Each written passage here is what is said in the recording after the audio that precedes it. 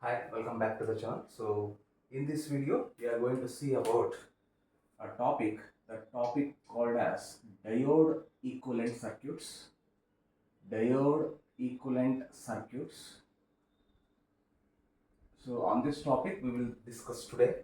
So this topic will come in the introduction to electronic course or the basic electronics or anything which is related to electrical and electronics, right? ECE, triple E, like that. So we'll see the diode equivalent circuits one by one. So first one, I will write the first one as a linear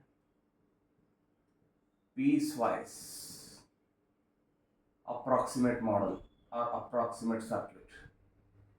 So this is the first category. Then second one, a constant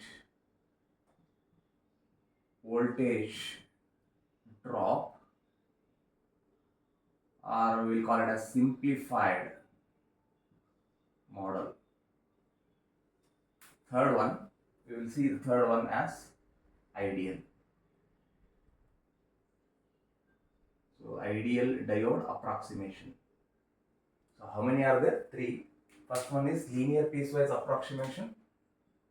Second one is constant voltage or simplified model. Third one is ideal diode. We'll see one by one. So ideal diode representation is very simple, and here also it is very simple. But here, if you understand this, you'll understand the other two. So linear piecewise approximation, how we can take is, we can take one voltage source. I will call it as something like V.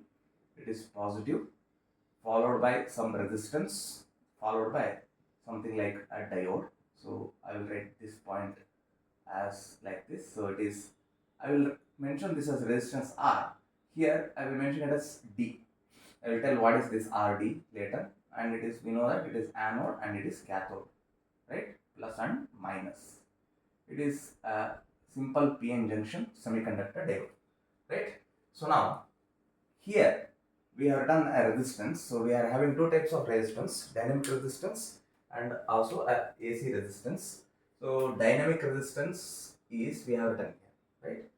So dynamic resistance here, now dynamic resistance can be written as 1 divided by slope of the characteristics.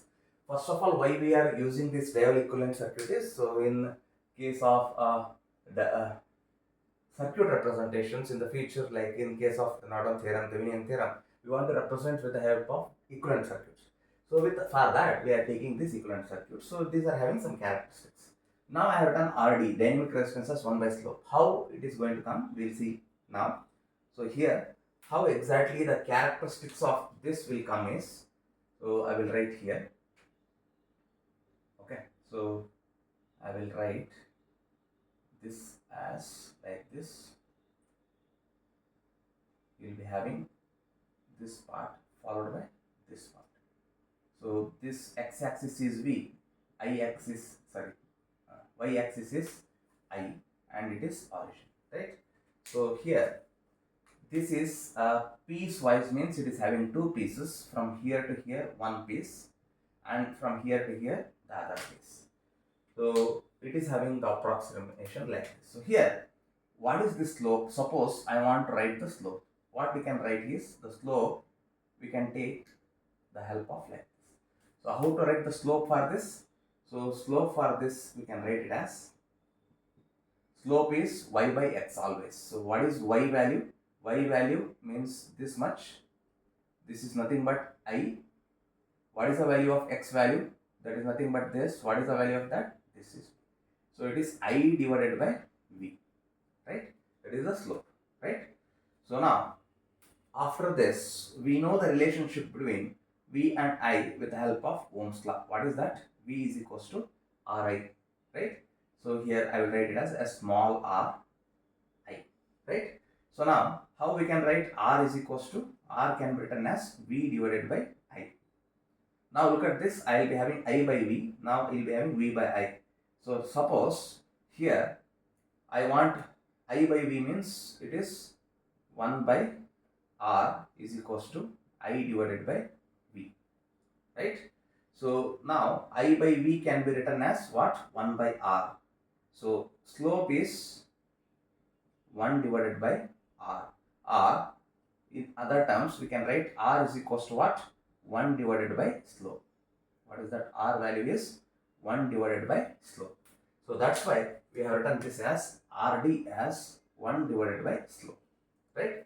So here, this R is dynamic resistance. This R is dynamic resistance. So that is nothing but dynamic resistance of a circuit is nothing but 1 over slope. Right? So that's why we are having this linear characteristics with a slope characteristics we can take, and it is a linear piecewise approximation which consisting of voltage, right? That is this V, RD, this resistance, and this diode which is having a current. The flow of current through this is I, right? Positive to negative.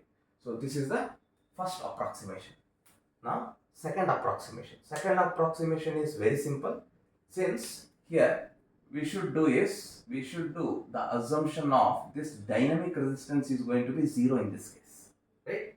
So there is no resistance in the voltage, constant voltage drop model. So how we can write? Just remove this resistance and write the symbol or the model like this.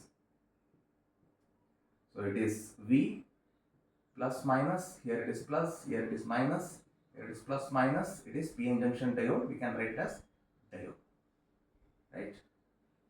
So there is no resistance here, here it is resistance. That is the absence of resistance. So the dynamic resistance value we have written as RD is 0, right? So it's simple. If slope is 0, means this curve, how it is going to be there? So that we will see here. Slope value we can write it as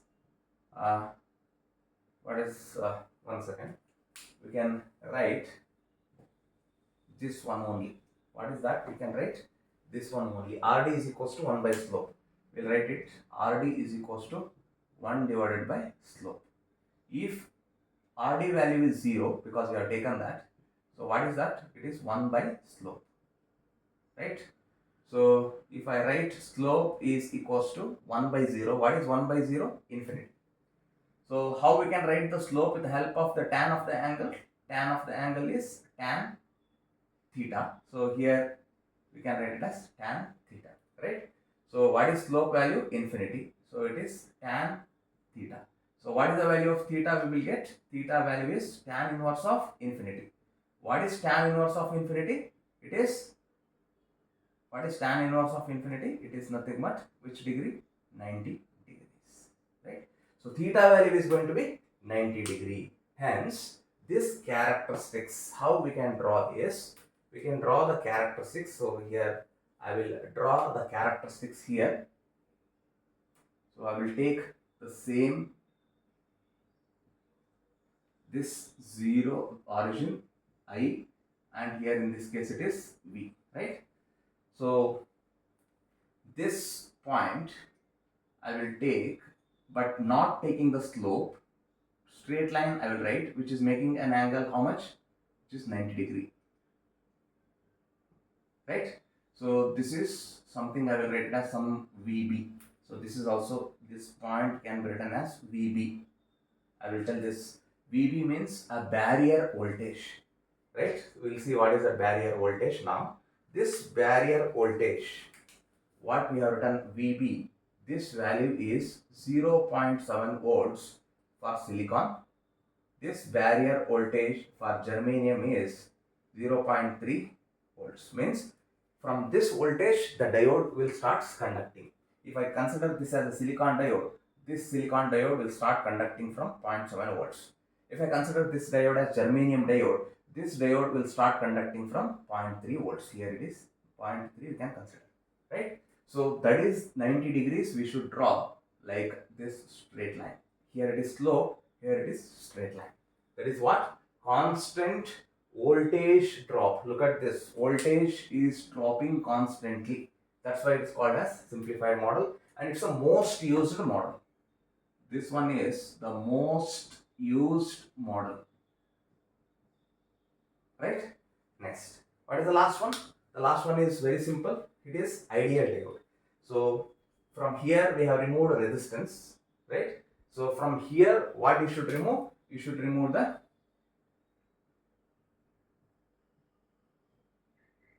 battery. So that is, you can write just voltage plus minus P side N side diode, right? So here how to draw this characteristics, that is here it is I and it is V. So at origin, what you are having? You are having this.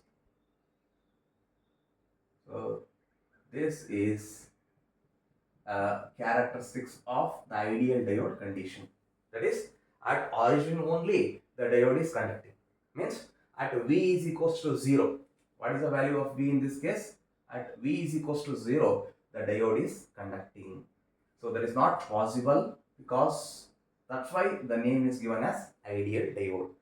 So this is just for the reference, and here actually it will work like this for these values. This will be never existing in the real time, and this is the most commonly used one, constant voltage drop and linear piecewise, how we have taken this, right? So here suppose I hope you understood these three: linear piecewise, constant voltage drop and ideal diode, simplified case. Now suppose this linear piecewise, if I take a simple one problem so that you will understand that is in a better way, how we can take this is, just look at this, the same diagram. I will pick up the same diagram. It is V and it is I. This is a linear piecewise. So here it is this value. I will consider it as something like 0.7, but here I will be having at 0.8. Here I will be having something like 10 milliamps current. 0.8 volts at the x-axis, 10 milliamps, and it is a silicon diode we have taken, right? So now how to calculate this dynamic resistance is the question. So how to calculate this dynamic resistance? So resistance means, so it is voltage divided by current. Since it is dynamic, we have written the delta. If it is not dynamic, we have just written V by I, right? So delta means difference between the voltage. What is the highest difference? Highest value 0.8. What is the lowest value? 0.7.